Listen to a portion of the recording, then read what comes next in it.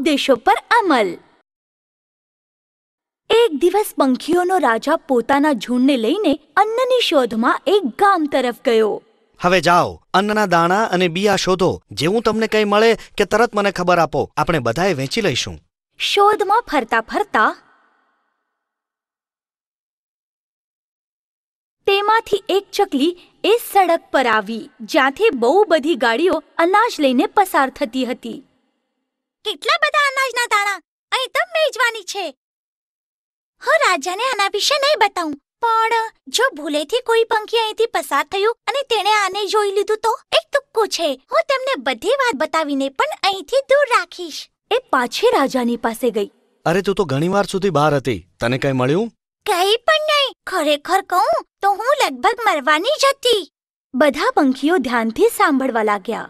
ઉડતા ઉડતા હું મોટા રસ્તા તરફ ગઈ, જ્યાંથી હાથી અને ઘોડાઓ પસાર થાય છે અને બહુ જ મોટી મોટી બળદ ગાડીઓને ખેંચીને લઈ જાય છે। ગાડીઓ? તો પછી ત્યાં ઘણું બધું અનાજ હશે, પણ એકવાર તમે નીચે ઉતર્યા તો ઝડપથી ઉડવું મુશ્કેલ છે। કોઈ પણ રસ્તા પર નહીં જાય, એ બહુ ખતરનાક છે। ચકલીની ચેતવણી પછી બધા પંખીઓએ એ માર્ગ પર નહીં જવા ખબરદાર થઈ ગયા। વાહ વાહ, જોઈ મારી ચતુરાઈ! હવે આ બધું અનાજ ફક્ત મારું છે। અને અચાનક અરે એ શું છે? બાપરે, ગાડી! પણ હજી તો એ ખૂબ દૂર છે, થોડા વધુ દાણા ચૂગવા માટે ઘણો સમય છે। પણ તે એ નહોતી જાણતી કે એ એક તેજ સવારીવાળી ગાડી હતી। અને અચાનક હે ભગવાન, આ તમારી ઉપર જ! એ પેલા કે એ ઉડવા જાય, ગાડી તેની ઉપરથી નીકળી ગઈ। એ સાંજે બધા પંખીઓ તેમના માળામાં પાછા આવ્યા, સિવાય એ ચકલીના। જાઓ, શોધો એમને।